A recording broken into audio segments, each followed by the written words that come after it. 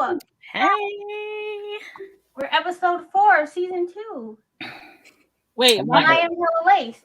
Why y'all looking like twins? Who? Who?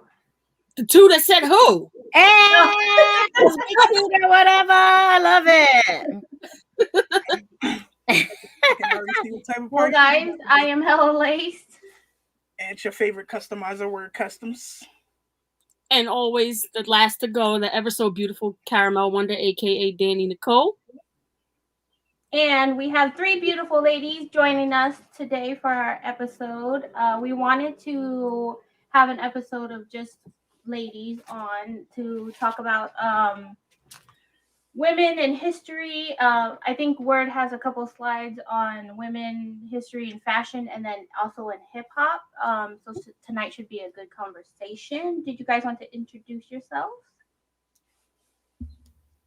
Sure. I'm Bianca at her sneaker vault. I'm so thankful to be here. I'm blessed to have, all these women together and talking about important things that don't matter and everything in between. So I appreciate being here. Thank you for being here. Hi, I'll go next. I'm Cassidy. So just really happy to be here too. I love all of these ladies who are the hosts and all of the ladies who are the panelists as well. So thank you for inviting me into your space and creating a space for us to just vibe. Thank you for being here. And what's up, everybody? I am TJ, aka Talks with TJ, found either here on YouTube or on Instagram. And you can always find me probably commenting on any of the ladies' pictures here. But definitely appreciate you all having us on, specifically in the month of Women's History Month. I think there's no better time than to continue to show, like, hey, all of us in this space certainly support each other. For sure. Absolutely. I think it's important too because as females, just in the sneaker community in general, we're asked a lot of the times, like, what is it like being a female in a male dominated community? And it has its ups and its downs, but I like to have this conversation every time the question comes up. Mm-hmm. Definitely. Danny, did you want to start with your y'all be pressed? Sure. I don't know if everybody has seen this or has heard this, but Gary Owen, our favorite comedian who is married to is still currently married to a black woman. They have recently filed for divorce after, I believe, 18 years of marriage. They have 3 kids who are grown. I kind of shed a tear when I saw the headline come across my iPad. I was like this one hurt. Just stung a bit. There was no details about why they're getting the divorce. I guess that's more to come. We'll probably see more coming out in the headline. I hope that it's not messy. Because I love both of them. Him just for being a white or a Caucasian man and loving a black woman and so freely and vocal about it. So I hope that maybe it's just them just needing a break from each other. Maybe they just have grown apart. I hope that it's not messy, and I wish them well on their next journeys in life. Has anyone else heard or seen anything about it? No, I'm surprised. This is my first time hearing it. Yeah. I'm actually in shock. I really think that they worked very well together. I think she was very calm and collective all the time. I enjoyed watching them both together. Yeah. I used to watch their little Facebook show or whatever, and I thought the one where they went to church was hilarious. I thought that was funny. So I'm surprised. I met Gary Owen and he was a very nice dude. I mean, he's super funny. I'm really sad about hearing that. I'm really for, couples staying together, especially in big limelight like that, because it shows that if you can stay together through like the spotlight and social media and like all these things, then that's kind of like a strong connection for real. You know what I mean? It's right. It's rare to together for 18 years for real. It's kind of rare nowadays. Right. Mhm. It's like I said, it stung a bit. I was like, wow, like it's just like I almost don't even want to believe it. Yeah. Yeah, and to bring to your point too, because like we've talked about a couple of different messy breakups and divorces recently, so it's just like I hope for the culture that this one just isn't as messy as the ones we've spoke about in the past. Right. It's like it's pretty quiet. I don't think they're gonna be too outlandish. I mean, their kids are grown, so Right. it's not like they have to deal with each other, so to say. Right. I mean, I feel like I'm gonna chalk this one up to quarantine, maybe 24 hours together. Right. Just about to say that. He seems like a lot. Like, you know, he's always on go. But, you know, also, and then I mean, we don't know what they've been through, because I know his family, like he went through a lot with his family. I think, didn't his brother kill himself possibly? Oh wow. So like, yeah, there's like a lot of like, you know, trauma there too. So, you know, maybe it just all came to a head. Maybe And too, a lot of mental couples. Oh, I'm sorry. Go ahead. Oh yeah, I was just saying it might be mental health quarantine. Might be just a lot. Yeah. I was going to say a lot of couples wait for their kids to get grown and then separate. You know, they wait for the last one to leave the house or go to college and then call it quits because they figure, well, they're not in the home. Right. A, B, they're old enough to take care of themselves and not necessarily have to depend on mom and dad, you know? Right. That could also very well be it.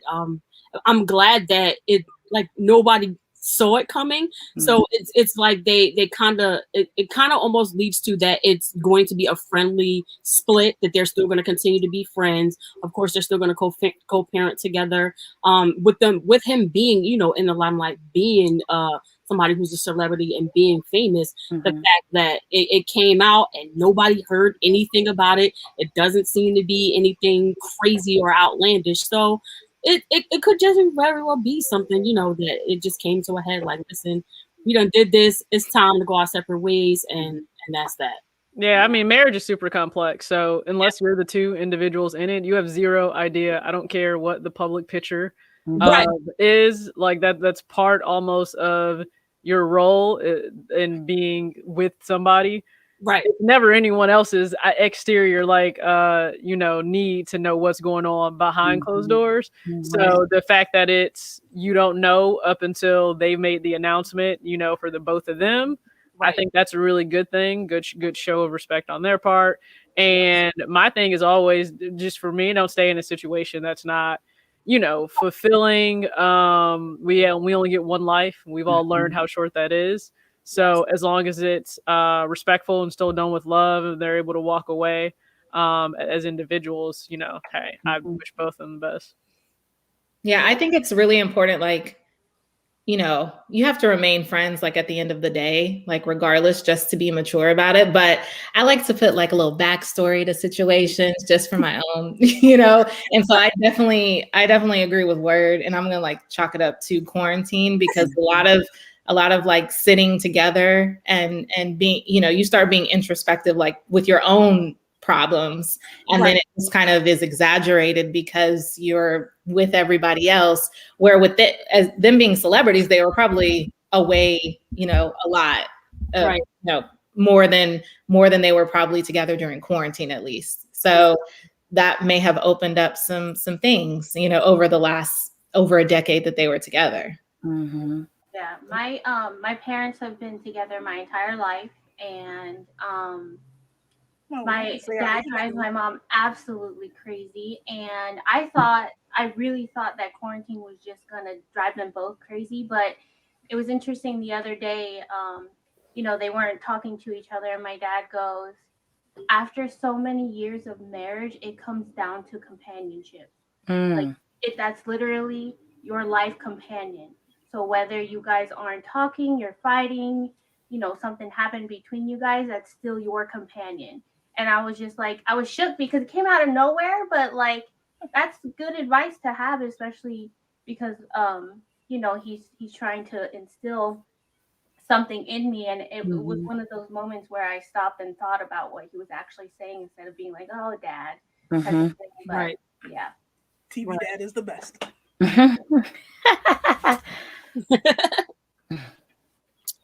Well, that's about it. That's all I had for under y'all. You don't want to go with the messy breakup? Hold on. Oh, wait.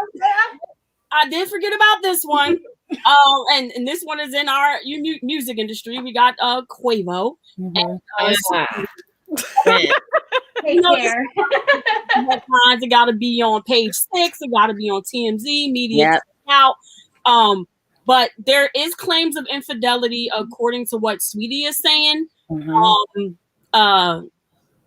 Quavo, of course, he is telling her that he's disappointed in how she went about, I guess, outing the situation. But I mean, that sounds a little weird. If you cheated, I mean, we don't know. It's speculation. Well, he's saying he didn't. He's saying he didn't. They all say that, but again, Right. it's speculation. But he did take back a car. He sent a car. I guess he bought her a car, and he sent the dealership or whoever to go and repossess this car. Yeah, I actually read the story, and it's crazy. And I'm like, that is all levels of just like petty. Whack. Like, I mean, it's petty, but it like, think about how smart it is, but also a little disturbing, because basically when he got the car for her for Christmas, he made a deal with the dealership that at any point he can break the contract as long as he pays a fee, and they would go and repossess the car. I mean, that's with any agreement, any legal binding agreement. You're going to pay a fee, and they'll go back and get the car. It's called a restock fee. Right, but it's almost like he prepped for it. Like, if he got the car on Christmas, I mean, we're not even in a year in. I want to say, though, I'm really proud of her because she didn't sit there and, accept all these gifts and all that for an I'm sorry. You know what I'm saying? She really took it upon herself to be like, you know what? I don't need that. First of all, I got my own bread. That's the first thing. The second thing, I'm not in this for gifts, because if that were the case, she would still be there. You know what I'm saying? So I really think that she loved him, or cared for him. But at the same time, at what level or at what time, at what point are we supposed to say enough is enough? When are we supposed to say, I have to put me first? I read something today that said something along the lines of like, don't be sad for not putting don't be sad for protecting others when you didn't protect yourself, right? So like, at some point you have to protect yourself, that's her self-esteem, her spirit, her her vibe, her whole get down is women empowerment, So I see like all these songs that she has about she don't give a about no, you know what I mean? And so at some point, there has to be this question you ask yourself, like, is this the right thing to do to stay in this? And if it's not healthy enough, it doesn't matter what kind of diamond bracelets and diamond earrings and all that you're giving me. I'm not willing to A, share you, and B, I'm not willing to be disrespected. I think that spoke volumes for her. And she did say, she said that all the gifts in the world don't matter. She said what she was missing was intimacy. And that's the most basic of things you can possibly give a person, a woman, or just anybody together. And the fact that she made that statement, it speaks volumes. It's like, hey, like, I don't care about all the flashy stuff. I just want you, and I just want our time and our energy together. And that's kind of glaring. That brings me to a question. That brings me to a question for all of y'all. So when she's talking about like intimacy, right? Do you feel that women have a different lens of intimacy versus a male perspective of intimacy? Absolutely. Not to mention a different love language. Like the way you communicate love may not be the way somebody else is open and receptive to it. If their love language is acts of service, versus yours is gifting, you're gonna miss each other every single time. Like, you can be the most giving person. If you're giving in a way that they don't need, you're missing the point. So again, breakdown in communication, clearly, because he's thinking gifts will solve it, and she's like, no thank you, again, you're still missing it. Sorry, Quavo, still missing it. Right. I was talking with Danny like the other day, and I think I was saying there's like a lot of like in the household, it's different now. Like how Hella says her parents have been together and her dad is instilling these things. Like, a lot of these households are broken. So, a lot of guys don't know how to treat a woman. Like, I don't even think half these kids know how to date or call someone or go pick someone up. So it's like if all you hear on the radio is "get me a Birkin," you know, they think this is the answer. Right. But also, No, but her little Birkin videos are hilarious. Right. Oh, by the way. And at the same time, you know, people have to communicate on both sides, you know, like, hey, this is not what I want from you. I don't want a bag, or, you know, I want you to be here. I want dinner. I want to have a conversation. Right. And we don't always communicate. So Right, let's light a candle and eat a cheeseburger at the dinner table together. Like, it could be something as simple as that. And he I've probably talked about love languages many times, but I'm very good at figuring out other people's love languages, not just somebody who I am intimate with or, you know, in a relationship with. My friendships, I make it my goal to figure out their love language, because that's the only way you're going to build a solid foundation for your friendships. Like, That's a you good can have point. all the acquaintances in the world, but your friends who you consider friends, you'll figure out their love language, and you'll do it without being like, hey, take this love language test so I can figure out your love language type of thing.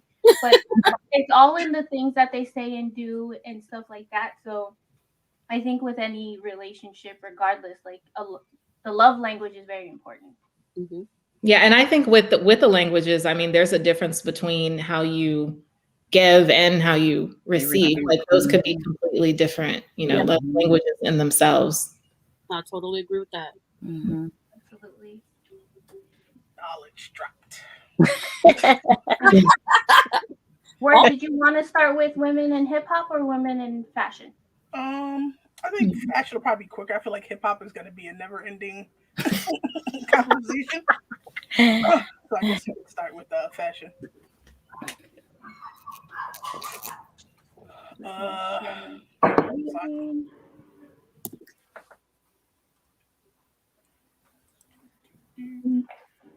Should pop up in a second for you guys. Yeah, so women in fashion. So I was watching like a month ago, I think.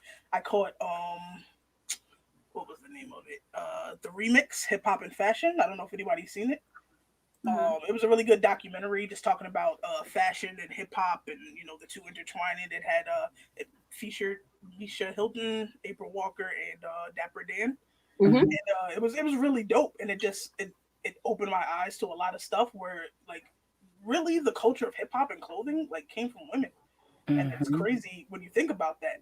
I mean, mostly they were dressing men, but you know, it was women who were, you know, the face behind that. And Misha, most people know her as, you know, Puffy's first baby mother. She met him when she was in high school, when he was in A&R. And basically, while she was in high school, he brought her on set for a Jodeci video. And her and him begged Andre Harrell to let her style Jodeci. And, you know, Jodeci was an R&B group, and they wanted to put them in suits, and she was the one who told them to put them in, you know, some baggy clothes, backwards caps, and some, you know, boots. And, you know, the rest is history, I guess, from there. And from there, she just started styling more and more people. You know, she's most famously known for styling Mary, Little Kim. You know, she did Nas and Mary for their tour more recently. And she did collabs with Dapper Dan, and now she's actually the global brand ambassador, I think, for MCM. Wow. So, I mean, she came a long way. I think she made, say, she made $1 million by the time she was 21, just styling. And I mean, Wow. like, you know, that was Crazy. a minute ago to make $1 million, like in Yeah. like the 90s, just off of styling people. That's definitely like 2 million today. Right. Probably more than that. Right.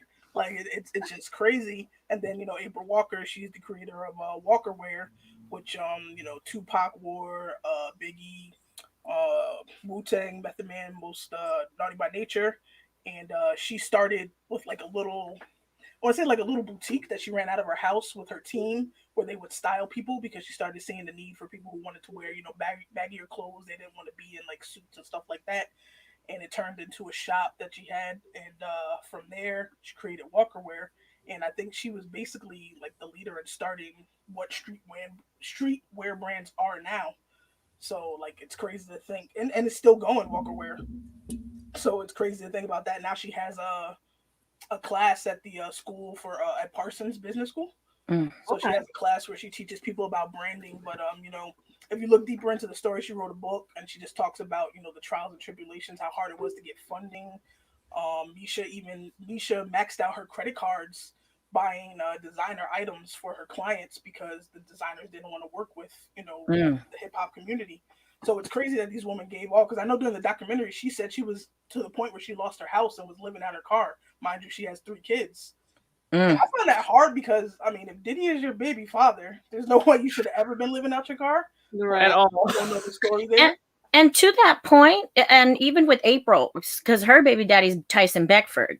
Oh, for real? I didn't even know that. And so I find it amazing that they're not standing on their name. You know what I mean? They made their own name by themselves while having children by these men who have money.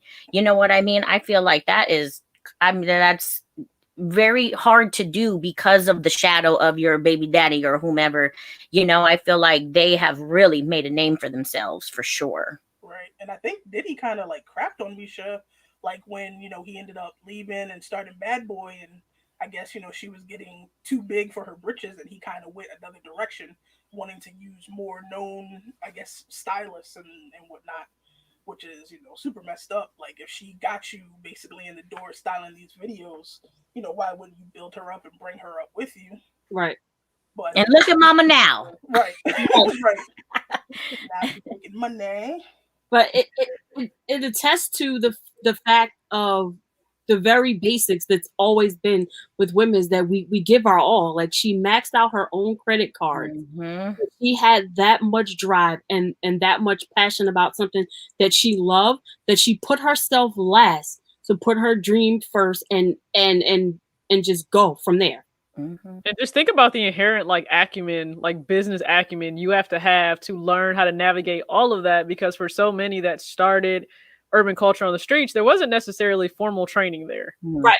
It was you just using what you inherently had inside of you, creativity, pulling from the streets, pulling from music, what looks good. Oh, it grows so fast. Mm-hmm. You don't have a choice but to learn on the fly of scale and business. And she did all of that probably with very little support and help. Well, clearly no support by Diddy, unfortunately, but with no support and help. And then I'm sure that comes along the way. But man, listen, women have to be the owner, the accountant, the financing. Right. You are the stylist. You're the purchasing manager, operations manager, human resource, doing everything. And a mommy on top of all that. And a mom. So by the way, you got to take kids with you no matter where you go, because that's your first priority. Yes. And I think that, just with April Walker, we actually interviewed her recently with CNC Daily. And we're on Clubhouse with her, and super cool, super humbled. One thing that she's all about is sharing those gems. So others can, she can elevate others. Mm-hmm. And she mentioned that, lateral cooperation really creates vertical movement, which is, it's amazing. And she's always dropping gems, but it, like you said, it's a testament to the narrative of a woman, multifaceted, resilient, you're going to get shit done regardless of your situation or not. Right. So, and I think a lot of it kind of leans into, especially back then, we weren't taken seriously, still not taken seriously in a lot of different industries, but we're through our personal and collective experiences, we definitely have a voice. So, and we're going to be heard. Yep. Absolutely. Totally agree with all of that. Big facts. Women doing it. Because is it Emily? Emily is fab stylist, right? Yeah, I believe that's how it all started out. Mm-hmm. Yeah. So it seems like behind most of these men is women. Oh, it's a crazy, powerful woman. You could say that one more time for the ones in the back who did not. Right. But it's okay. It lets you know that we still shine. You don't always have to get the starlight. We don't always have to be put on the pedestal. We're gonna do whatever we gotta do to get our dream established, to get our dream going, to get our coin for that dream. And we don't necessarily have to have our names on the billboards all the time. No, look at what women do, even in sports. We're gonna try to ignore NCAA's disrespect lately, but look at Steph Curry's, manager and agent. she's the woman that sat there at that table and secured that deal for him that made him that the highest paid player when he redid his contract. So again, she's not on the billboard, but you still know who she is in the world of sport. Right. Exactly. Right. That's because women are better negotiators, in my opinion. I agree. We will negotiate until we're blue in the face. Yeah, because we're going to get at least something of what we want, period. That's definitely written in that chromosome. Absolutely. In the chromosome. It seems to work out. I love it. But not so much in relationships, no? Mm-hmm. Let's start talking about women in hip hop. Women in hip hop. So I don't have a definitive thing here, but this is just like for me, some of the pioneers at the top, and then some of the later pioneers to come at the bottom. When I was thinking about all the women I love in hip hop, I was just thinking, aside from I want to say MC Lyte, unless I'm missing something in the backstory, and kind of Queen Latifah, it seemed like everyone kind of had to build their name kind of off of a man. Like, because Roxanne Shante came in with the Juice Crew. She came in making the diss track. Salt and Pepper also made a diss track against Dougie Fresh, but they were created off the back of Salt's boyfriend at the time, Herbie Lovebug. Little Kim, of course, Biggie, Foxy Brown, I guess you could say Jay-Z, Nas, AZ. Right. Had the Rough Riders. Remy had Terror Squad. Nicki had Young Money, Lil Wayne. So it's like, is it only women can only break into the industry if it's behind a man? Like, do you have to have a team behind you, or can it be done, on your own? I feel like back then it was almost like they had to use the men. They had to use the men as a segue into that world. It was like you weren't taken seriously or you weren't accepted because you weren't a man.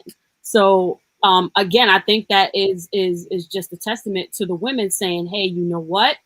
If this is how we're going to get in, we're going to use this to our advantage and we're going to come out swinging.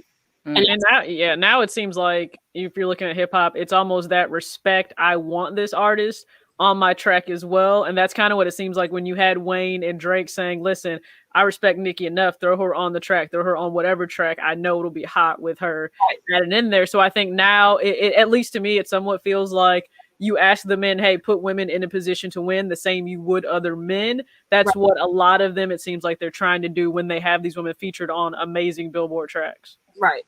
And I think before there was a lot of, and there still is, but I think there was a lot more gatekeeping, back then. So there was the accessibility and the resources weren't even in the conversation for women. Back then they had to try not even double, like triple, quadruple as hard as men that were it was kind of handed to them. But now, it's a lot different. I think there's women that are paving the way and continuing to do that and opening doors for everyone else. And there's men who are allies as well. I don't want to discount them completely, who are saying like, here, give her some shine, so. Now, do you guys feel like they unfairly pit women in hip hop culture against each other? Absolutely. Just for amusement. Like I'm always shocked. Like I'm not going to say shocked because it's just human nature at this point, but you'll have an established female creator in that space, right, in music, and another one comes along and it's not, oh, let's support, let's build each other up, give her respect. No, it's like instantly you should feel threatened by this person, and it's like, no, not at all, but that's the narrative you guys run with. I think it's more too media has a lot to do with that, right? Because you have bajillion male rappers and you have like, let's say 5 or 10 female rappers, and these women, and a testament to Cardi B, because she came in really with not leaning on no man for real. Correct. Right? Yeah. She leaned, Mona gave her a shot on Love and Hip Hop and she took advantage of it. I think she was very smart for doing that. Right. I digress. But with women in general, I just feel like because there's not that many, right? It's easy to put, there's 100 men, who do you really pit one against each other, right? But when you have 5 or 10 women, it's easy to do that. It's like, okay, well, there's only 10 of you. Let's see how we can dwindle that down to like the top 5 or the top 3. You know what I mean? I feel like media always makes it to where there's never enough room for them. You know what I mean? And I think lately that has kind of come to a halt now. Again, via Cardi B has come in a different way than most women have, right? As a step, I would call the men a stepping stone, to be honest. I don't really want to even call them a gatekeeper, because I feel like if it were up to them, no woman would be in it, right? Nikki had to do a whole lot to get that respect so she could be on whatever track, right? It's not like she just came in and was like, I'm Nikki, put me on. Nikki had been rapping for a very, very long time. And she was on a lot of video mixtapes, you know, freestyling and doing for a long time before she got on Young Money. So I feel like she earned that, you know? Right. With Nikki, because it's funny, because I watched the Hip Hop Uncensored, and I had no idea that Deb, Waka Flocka's mother, just like discovered Nikki and brought her to Atlanta and built her up. So do you think like the men, you know, Young Money, Lil Wayne just came in and swooped her away after Deb put in all the work? Because I mean, the story from the, you know, show said that I guess Deb made a mistake with her world tour and didn't get like some visas, and it caused her to miss some shows, and she fired her because of that. You know, being inexperienced, she wanted to go with more experience. I mean, I feel like she could have brought in more experience and still kept Deb, especially if Deb held her down. But we don't know what happened behint closed doors. Right. Lil Wayne's chance to swoop in and pick up a polished stone already. Smart move. Let me tell you, you can't knock that investment. Right. And all these women that came from, you know, these men groups or whatever, I mean, obviously that speaks volumes, right? So they're like, okay, we're in this group full of men, and then here's this woman that comes around and obviously blows them away in a sense, and they can't help but to let them get some shine. They can't deny the talent, right? They can't deny the vibe. They can't deny the je ne sais quoi in a sense, right? Right. And they've held their own ever since. Look at Eve and the evolution of these women as well. You know what I mean? I mean, there's a whole Netflix movie on Roxanne, you know? That speaks volumes of just their story and where they are now. Right. Facts. I agree.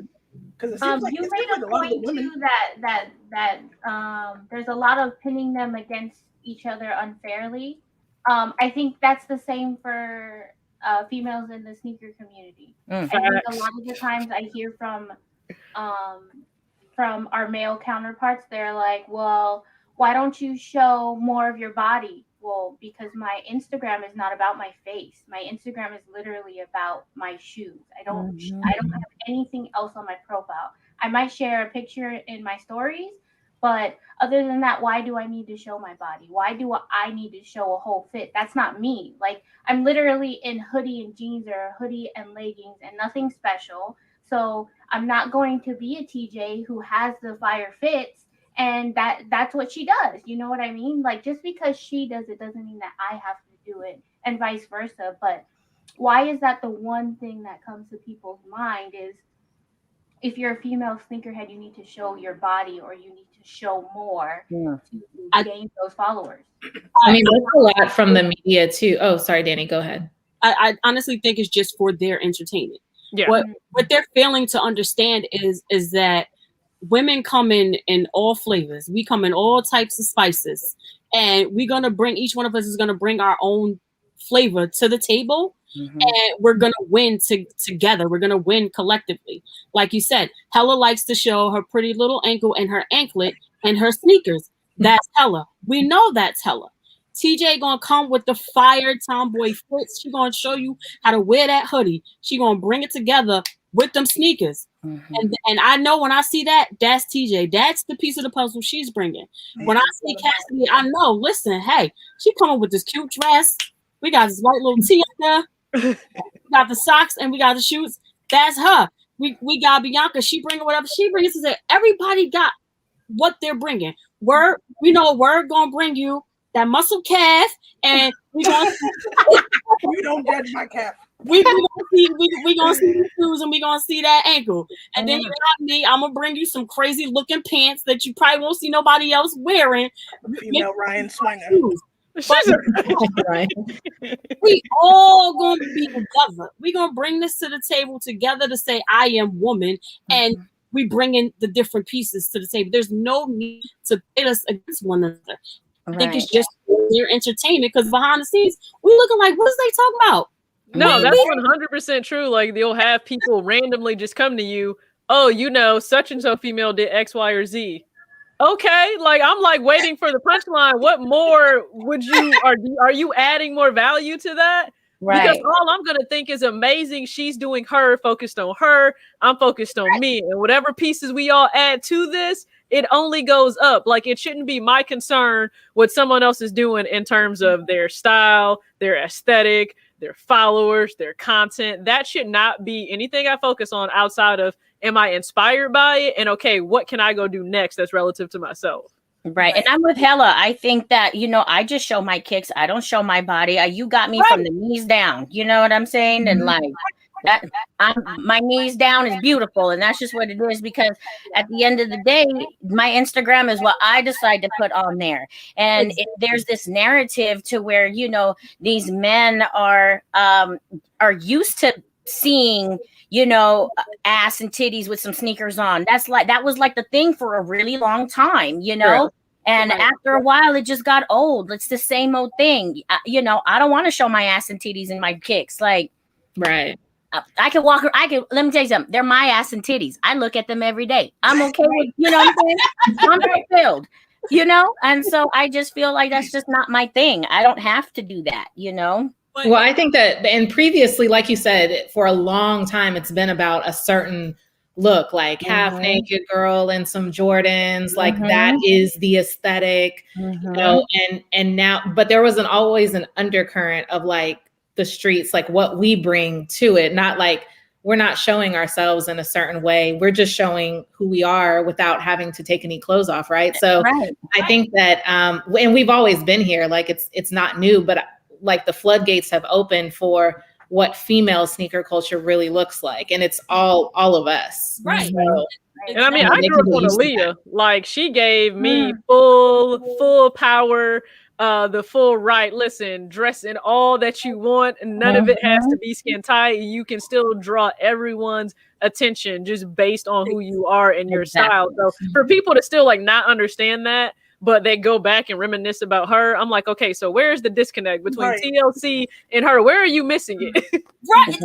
It's absolutely crazy. It's absolutely crazy. But like Bianca said, you're telling your story. So let me tell my story and let me bring my flavor to the table, and we're going to eat all of this up. You gotta ask them, whose Instagram is this? Like, is it yours? Is it your name that's up there? I have to always ask that. Whose Instagram is it? I'm gonna post what I want. I'm gonna share what I want. Like, we have to set boundaries anyway as women. You're gonna get what I provide you and post on here. Don't worry about it. If I'm not posting about it, it's none of your business. How dare the patriarchy have any control over my Instagram in real life? Man, you know, like what? Get out of here with that. It's just all a ploy for their plot at sneaker cons. What it is, they need to worry about what's in their bed at home. Okay. It's almost like for those of us who are mothers, like when, you know, my son was younger growing up, and I'm the mom, he's the child, and you're going to take these peas and you're going to eat them. So whatever I give you, you just going to take that. That's just what it's going to be. Like, this is my Instagram. This is my Facebook. This is my Twitter. If I'm showing this today, you're going to get this today. And that's it that you're going to get today. And you got to just like it or leave it alone. Right. And credit due to some of the men out there who are just not saying women need to support women, where they're actually just doing it, right? Like, they're showing support and showing love and likes and shares and, you know, things like that. And I really commend the dudes that are really doing that and not expecting to have ass and titties on my Instagram, right? Right. So I just want to give a shout out to them too, because I feel like that's also important. We can support each other too, but it takes everyone, right? It takes everyone to say, hey, you know, I support you in whatever you do and how you do it and when you do it, and it's dope. You know, all that extra is just really for the birds, and it's all played out, to be honest. So yeah. I agree. I mean, I think there's a lane for everybody. So like, if you like that sort of thing, then do that. That's you know. Right. Go like those Instagrams. Right. And I think that our male counterparts just need to be respectful, period. Like, I mean, I feel Like I've been pretty blessed to where people don't cross the line and they're very, very respectful. I mean, most of them pretty much know me and like, you know, that type of thing, but very, very respectful. But like you said, there may be some guys that just don't get it. And, you know, it's not all about how it was back then. Like it's an evolution and it's going to continue to evolve in the way that we want it to. Right. I mean, I think it improves when you have, again, those men being allies and checking their actual male peers. Agreed. In the moment when something happens, right? Like when we tell people, if you're seeing something that is rooted in hate and it's said and you hear it, right? Like that's the time to check it. That's how you stop something.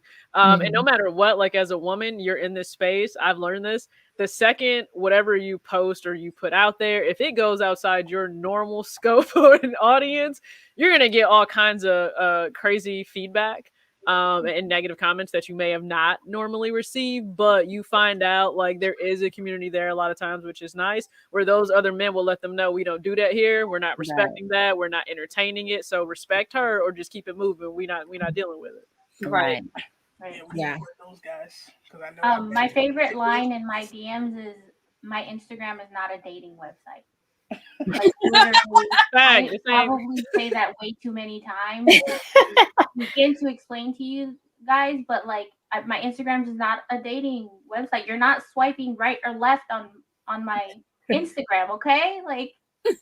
Don't just message me hi. I'm not even like, right. Yeah. Random hi. Like you was really bored, huh? Or really bold. I applaud TJ because, you know, sometimes she shares some of the feedback or the DMs or whatever that she may get on across all her platforms that she is on. And I just look at some of them and I just read them and I'm like, they clearly had a brain fart. Like the brain farted and shit came out their mouth. I mean, listen, even like perfect example, even today, and it's so funny. Like I mentioned like people checking people, because of course I tuned in to I'm Simply B Sneaker Sunday. She had Jazza Ray on, so I'm vibing to that while I'm in the background trying to get content. So I'm gonna definitely have to mute those parts because you can hear them talking. But you know, for the video today that was out, it was about checking, you know, the NCAA, like they need to be held accountable for the disrespect they shown towards our women in the tournament. And you have people that are wanting, you know, and then I spoke about, you know, Asian hate, and I don't care who it's directed at. The hate needs to stop. I don't care. Period. And you know, you have people wanting to comment and somehow bring in like previous dating history, and I'm like, what part of you thought that was smart? Like, what relevance did that have to this conversation? And mind you, when you're on social media, people will take the small glimpse of your life, mind you, of like a few years you've ever seen on Instagram, not all 31 years of my life, and just run with it. And like, I didn't even give it energy. I was like, thanks for tuning in. I appreciate you commenting. But everybody else lit them up in the comments like, this is not respectful. This is not what we're doing. That's how you feel. If that's the hatred you want to have, take it somewhere else. And yeah, I share it. Like I brush it off in the bigger picture, but I share it because people think women are joking or they think we're exaggerating about the stuff we deal with in this space. And I'm like, no, you need to see this is actually what your peers, aka men, this is what's going on. This is what we have to deal with in addition to everything else you may deal with as somebody posting, as a content creator, as an influencer. Like these are all the things we deal with. Right. It's crazy. It's just crazy. I think we just deal with this in general, period, and just not just sneaker community, not in just hip hop. Like I work in the tech field, and even I get it. Like I get the crazy questions. Like I'll have somebody coming on that'll have a problem, and the minute that they hear that I'm a female voice, they're like, "Oh, is there a man that I could speak to?" Nope, the whole department is female. Yes, I've experienced that. Me, and I've experienced that. Like what? Like we are here. We are just as smart, if not smarter. Like we respect us. Just respect us. That's all we're asking. Respect us, and it'll just be a happy place. Right. Yeah, and I think that some people need to understand, you know, explicit versus implicit bias, because like you said, there's a lot of stereotypes, and I mean, we all have it as well. And sometimes we joke about it and whatnot, but I think that in an age that's very aware and becoming like more aware of what's going on, like you said at work, I mean, I've I've had so many like microaggressions come my way. And it's like women have to deal with a lot of it, especially you're a woman in an industry that's probably male dominated. Mhm. On top of that, you're a woman of color, Black and brown women, so there's a lot of layers to it that I think guys sometimes and just other people in general just don't really get because they're not a woman and a woman of color. So Right. And we at the end of the day, like we as women, we eat a lot of shit. We endure a lot. And we just take it and take it and take it, and we just keep on trucking with it. You know what I'm saying? And it's the emotional or the mental part of it. You know what I'm saying? Like, of course, we can't compete when it comes to strength because we're a woman and we're not built to be stronger than a man. But I think the emotional and the mental stuff that we tolerate, I think our level is here. You know what I'm saying? Because of what we've had to deal with in our past histories, like women before us, I feel like it passed on. History just kept passing on to us and to women beyond us that we're capable of tolerating this. Not that we should have to, but we've become immune to it, that we deal with it and keep going. And it starts really young, right? Yeah. I'm sorry. Go ahead, TJ. No, I was going to say, like, with a woman, most of us, like, I think it's just inherent, right? Because we're usually caretakers in some capacity.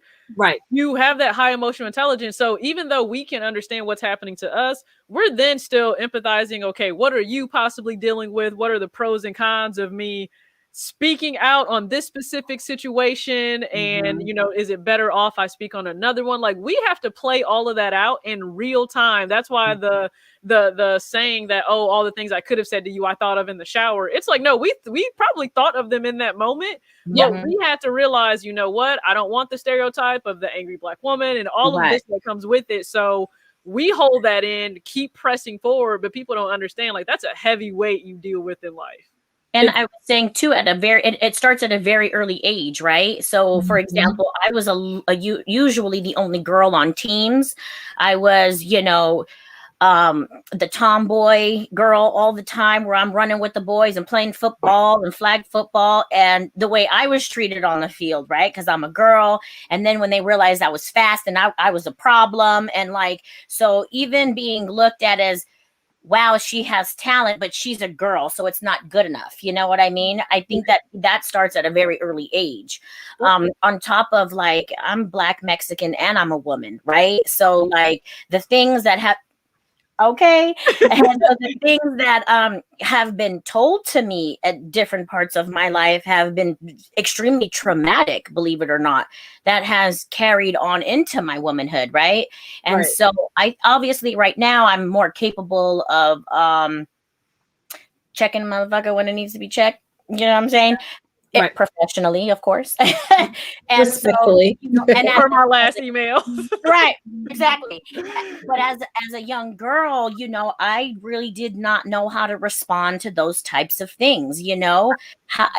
Someone's telling me, I'll give a quick example of when I first realized that I wasn't gonna accept what people would tell me. Do you remember when we were in 3rd grade or elementary school and it was STAR testing? Well, in the beginning of the book that you did, you had to bubble in your race. Well, back then, I won't say how old I am, but back then it said check bubble 1. Well, I'm 2, so I bubbled in 2. I don't know if it was coincidence or on purpose, but my teacher came up and looked to see what bubble I was bubbling. And she realized that I bubbled 2. And she goes, you can only pick 1. I said, why? I didn't understand. She goes, well, you can only pick 1. So make sure that you erase 1. So I erased 1. And when she walked away, I bubbled it in. She goes, well, and when she saw me do that, she goes, if you don't erase 1, I'm going to pick for you. And I thought, okay, well, then you pick. My 3rd grade. So, and I'm conceptualizing this thing where, did she just ask me to pick a parent? Right. Tell you to denounce part of who you are. Exactly. And so that leads up to me being a woman and me having to feel like I have to denounce a part of me just to do the simple things, right? So like it's very hard to as a young kid find your place in that. Luckily I'm, you know, a grown woman. I've had some therapy, so I'm clear on things, but you know, that's, I feel like our youth today has gotten a little better because everybody kind of got a brown tone to them, no matter how light, dark, bright, well, no matter, we're kind of becoming the similar color, right? And so I feel like now kids are just not, younger kids are not really aware of all that unless it's taught, right? And so like a lot of parents in the home will say racist things and things like that. But I think the influence comes from the friends, where you see these videos of these young girls telling their parents that they're racist. You know what I'm saying? So like, I think that I have hope in the youth. I really do. I think that they're a little bit better off than I was, because back when my parents were together, it was still taboo for a Mexican woman and a Black man to be together. You know what I'm saying? So I really think that it's important to not only for us to communicate and empower one another, but it's really important for us to reach out to those younger girls who are trying to buy these Nikes and Adidas and things like that, trying to find their voice and their style within this community as well. So and you know, there's a lot of girls that look like all of us trying to do what we're doing and be like us. And I just feel like that's so important to reach down to pull up. Right. And that's why representation matters so much, right? We want young girls to be able to see women that look just like them doing the very things they're interested in. When you don't see that, you think it's not even possible. Right. So you kill whatever that spark was that's inside of you. It dies out, never seeing someone like you in a position you may want to be. And I think representation matters too, in terms of how you came into the sneaker game, right? Some women never picked up a ball, never played a sport. They never did anything. That doesn't negate their space, you know, their place here, right, within sneakers. And so it doesn't have to come from sports, doesn't have to come from hip hop. It can come from so many other things, but being able to see women that one may like tight clothes, one may like crop, one may do the nails, one may do the jewelry, one may do this style, but seeing all of it, that leaves the chance for a little girl to see somebody doing it like she wants to do it. And she's like, okay, I can do this as well. Right. Yeah, it definitely comes down to, like TJ said, representation all the way up through the corporate ladder, through the influencer, you know, community, through pretty much every aspect of anything, especially sneakers. And then, you know, and community, you have to create the community. So if you have that platform or you have that voice, if you can reach one person, you know, and let them know that their opinion matters, their style matters, their voice matters, you can change the trajectory for a lot of people. It's like when you have that one student in school that's doing like really crappy, but that one teacher, they always remember that one teacher that like believes in them. And a lot of times when you have new school versus old school sneaker culture, like you stay on either side, like they stay on each other's side. And when we really need to fuse that and like bridge that gap, it's kind of like mentorship, but in a fun way, obviously, because like you were saying, like I felt like I had to choose too when I was younger, being Black and Mexican. You know, you kind of like, people make you feel like you need to choose. Even parents kind of give you the vibe sometimes, and you don't even realize it. I think I first really recognized that when I was dating a Hispanic boy, and he was like, you can't be my real girlfriend because like you have Black in you. Like my mom would never accept you as, and I don't know fluent Spanish either, so that was another thing. And I was like, why is my value less because I'm too, you know, cultures? Like that didn't make sense to me. And as a child, you can't really process it. And when you don't have like a network of good people around you to really tell you like, no, you matter. It doesn't matter what you look like this is why you matter, then it's hard. So I think when you create that for younger women, then they don't feel as alone. Right. I agree. Right. There was a time when I started first collecting, I was like, of course, like when Space Jam came out, all of that. But at the same time, in 95, Cheryl Swoops had her own shoe. Yes. And it wasn't really a thing, right? Like it was Michael Jordan and his his Space Jams, and the 11s were the thing. And I fell victim to that because I wasn't exposed to, maybe you should buy Cheryl's air swoops. You know what I mean? Like, I feel like that really wasn't presented to me. And so, that's where I feel like I missed out on an opportunity to grow in a different way with the sneaker culture and women and being empowered in that way. I feel like I missed that, And I think like certain brands are trying to, it's somewhat, I think, bring them back. Like I have one Nike sweatshirt where it says, like it's an amazing thing when a sneakers time has come, but they were talking about a women's, sneaker specifically. And then they have the brand new line out, Meant to Fly. And on the back, it actually has the women's Air Force 3 and talking about women were meant to fly on the court the same as men. So I can see some brands trying to pull back from that because they understand, like, first off, money-wise, brands need to pick up on the fact if you can get a woman to buy into your brand, that loyalty and shopping is big money that you're leaving on the table. Absolutely. You capture the market. Like, we will spend if we trust in you. So how they don't get that, I don't know. But to speak to Heather's comment about, Shaq's comment to Candace Parker, which, random side note, I had somebody comment on a video one day, you look like a poor man's Candace Parker.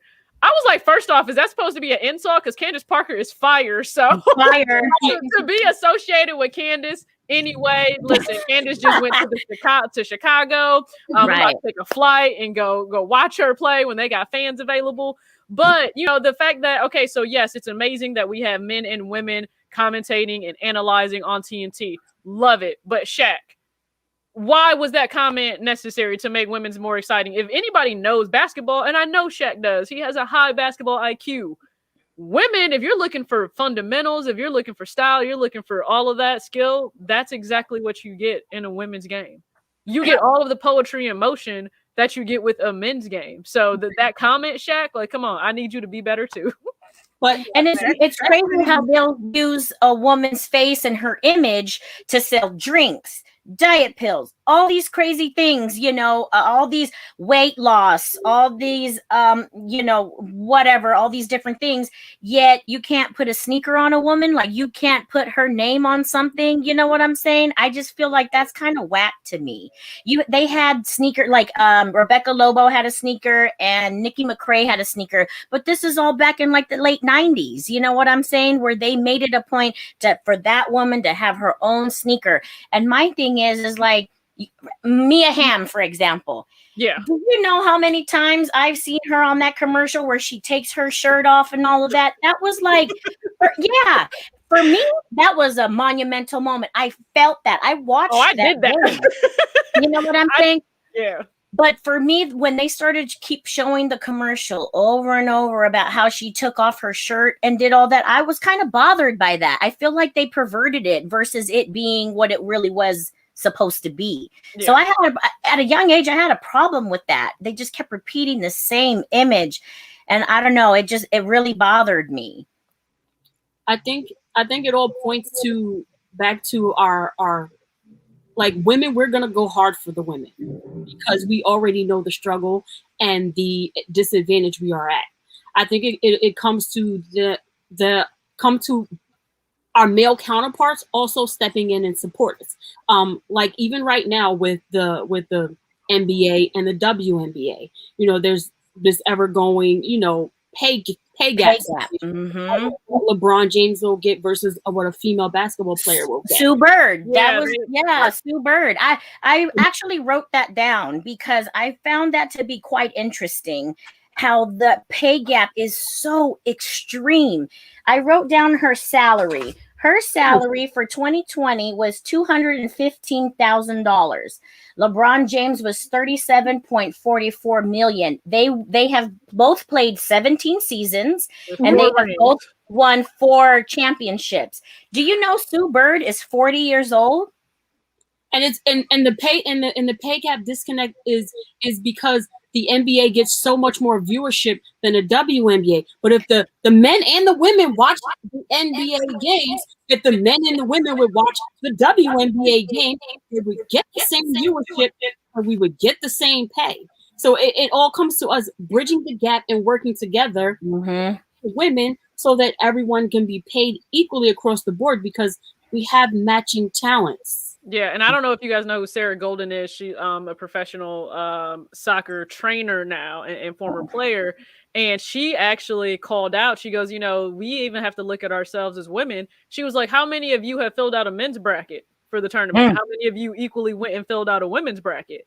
And she's like, it's those little things you don't understand. Like we say a lot of times, it's on the ground that this has to happen. So you filling out those brackets, right? That shows equal interest in men's versus women for the tournament, because it is going to start at that, sub-tier higher level of play before they get to the pros.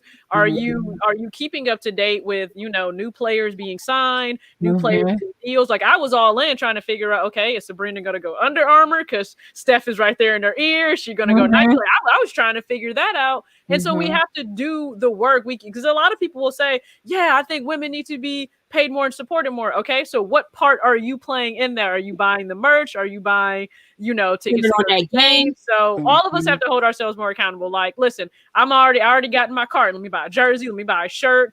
And people will ask you, like, what's your favorite team? For me, it's almost hard because I grew up seeing so many of these amazing women.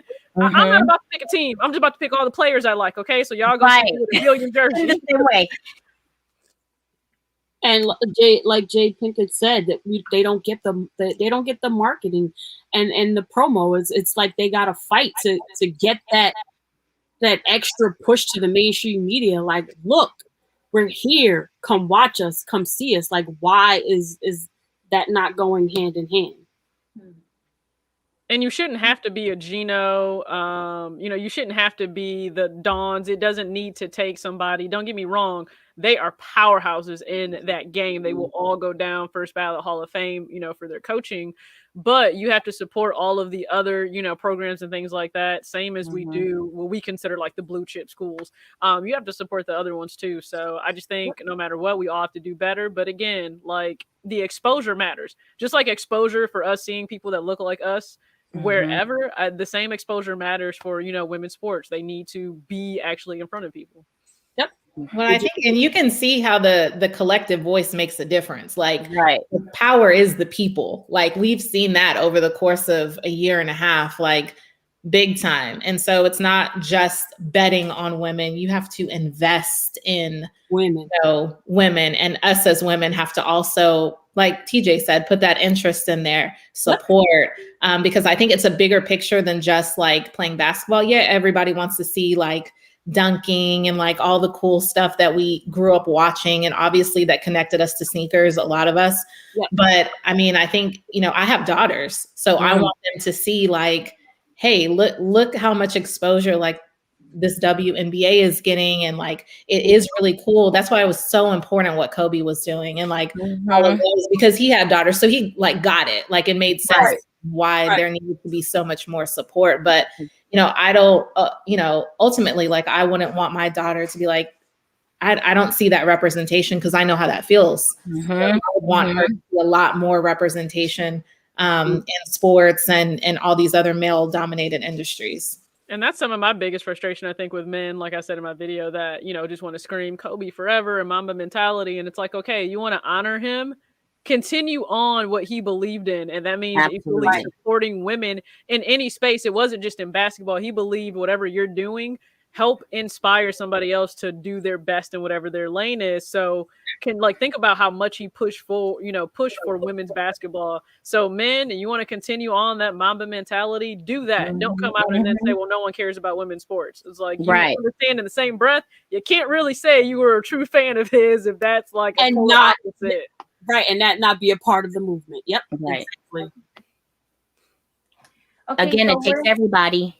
We're gonna get wrapping up soon, but I wanted to do the artist spotlight. Usually this is Word's corner of the show, but I sent her this profile and asked her if we should do the artist spotlight for this. And so our artist spotlight is Reina, and I don't know if a lot of people know about her.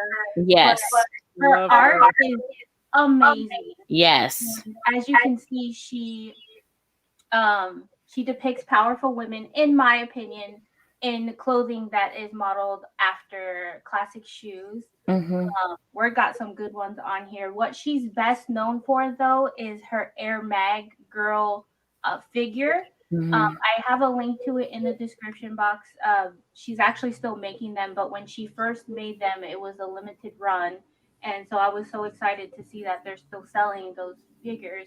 But I think it's crazy how somebody, especially a woman, can take something like a shoe and put it on a female body and make it look amazing. So let me. I actually DM'd her and I asked her to make a brown girl with curly hair because I hadn't seen one yet. A brown girl with curly hair. Because I wanted one that looked like me, right? That representation, right? Yeah. And one of her art is amazing. Yeah, she's known for the Gigi one. That one was epic. Yeah, I had that as my background for a minute, but she does sell art pieces as well. I'll have all of her links in the description box, like I said before. But I think what really drew me to her wasn't just her art; it's her personality and how she views shoes. I watched a couple of interviews with her prior to me even choosing her for the artist spotlight, and she's from Tokyo. Yeah, she's from Tokyo, but she's currently in Los Angeles. But she speaks a lot about being in the graphic design. I don't want to say community, but it's what she does. It's her career, and she received a lot of racism because she's Asian. And, the Asian hate right now is so real, especially in the media and the shootings in Georgia, I believe it was. But, and also somebody asked me about this, but there was a story that happened, I believe in December, where an Asian man, a cop put his knee to the man's neck, and I'm pretty sure he passed away, and you didn't hear about it until February in the news. And she also spoke about that too. So I think she does a pretty good job at representing her culture, as well as being a female and in the graphic design community.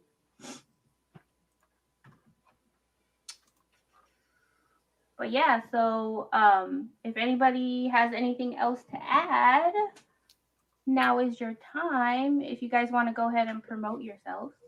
Well, I just wanted to say one more thing. And I take this quote from Drumline. Don't judge. Don't judge.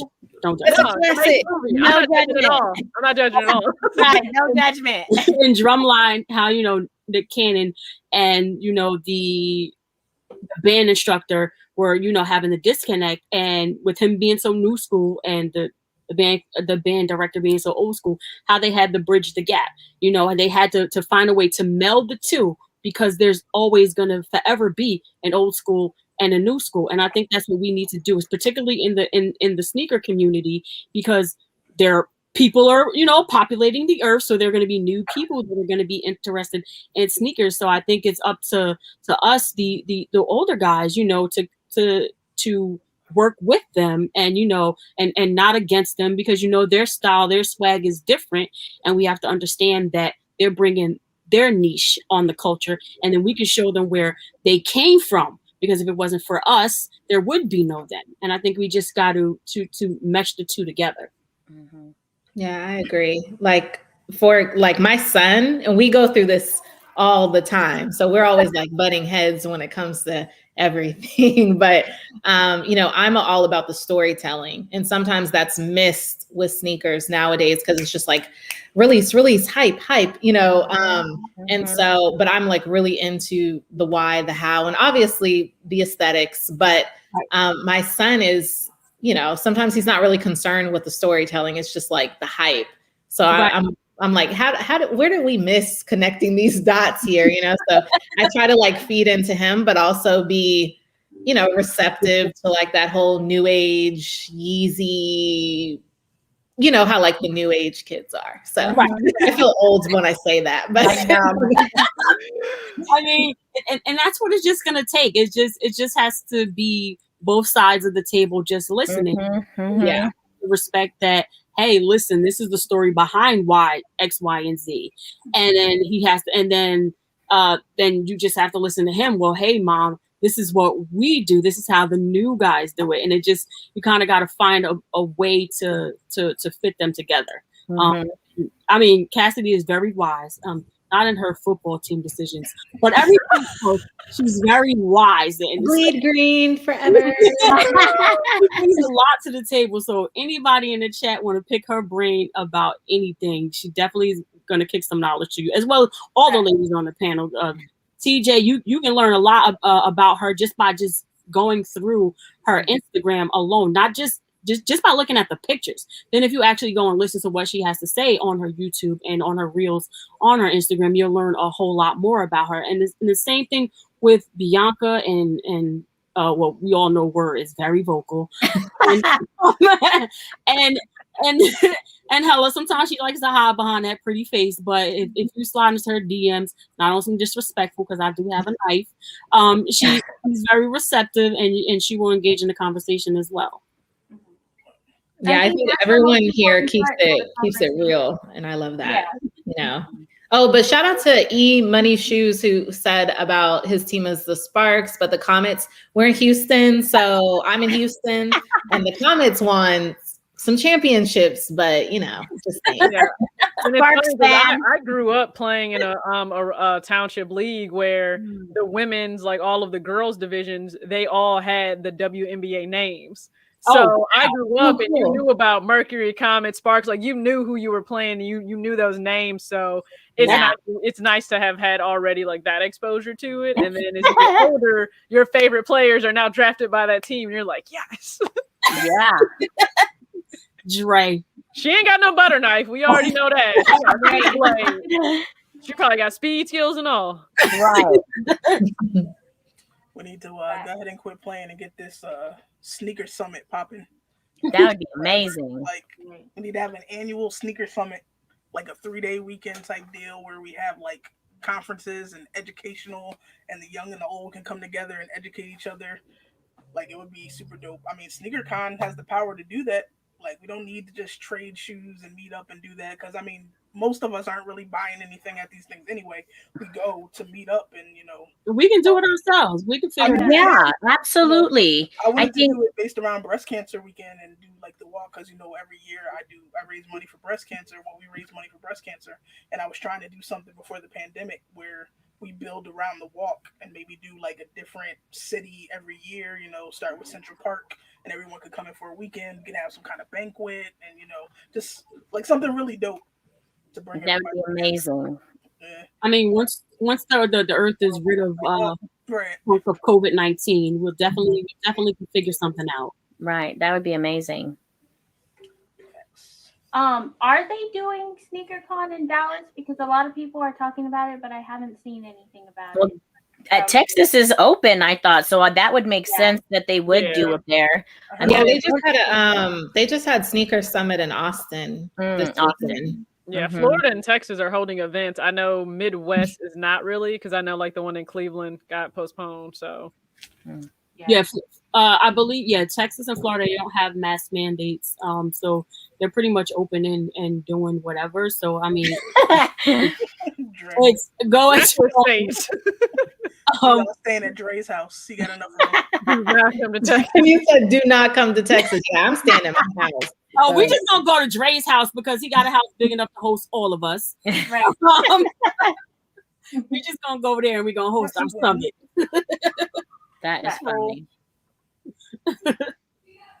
Dre got a house big enough for 6 Christmas trees. We can host it there. Okay. I was hearing like the first weekend in May, supposedly, because they were talking about it on Rep's show last night. I think IBA and Goat said he's going. I think he said he bought a ticket, so I don't know if it's set in stone or not. Okay. I'm sorry, but you guys coming to California is enough travel for me. Like, I gotta drive those 8 hours or whatever. Like, I'm good. I'm just gonna take it baby steps. I'm not. You on the other side of the earth, so yeah. If anybody wants to come kick it in Cali, we'll be out there the first week in June. I'm in LA. Hit me up. We will be there. Yeah. I need some tacos. I'll take you to the place. Okay, I'm gonna really hold you to that. The second I have to travel to LA, yeah. I'm not. I mean, there's some real street tacos. So no, that's what I want. I want real. Yeah, bomb. Bomb. I need the place where I need to be with like a local. Yeah, for sure. Bay Area, I got you too. Yeah, right. That's what we should do too. We should all take a trip to each other's hometown. That would be dope. Right. Yeah, for sure. Well, once Rona's kind of like, has descended from the world. I'm definitely gonna go visit Cassidy. I'm gonna bring her a Dallas jersey and make her wear it and take a photo. Cassidy, where are you located? No. You can come down here when we can meet in Dallas when they're playing each other again, because that's when that's the only time I like to go to Dallas unless I'm visiting Channing. Like that's what city are you in? Huh? What city are you in? I'm in Houston. Oh, okay. But she's not.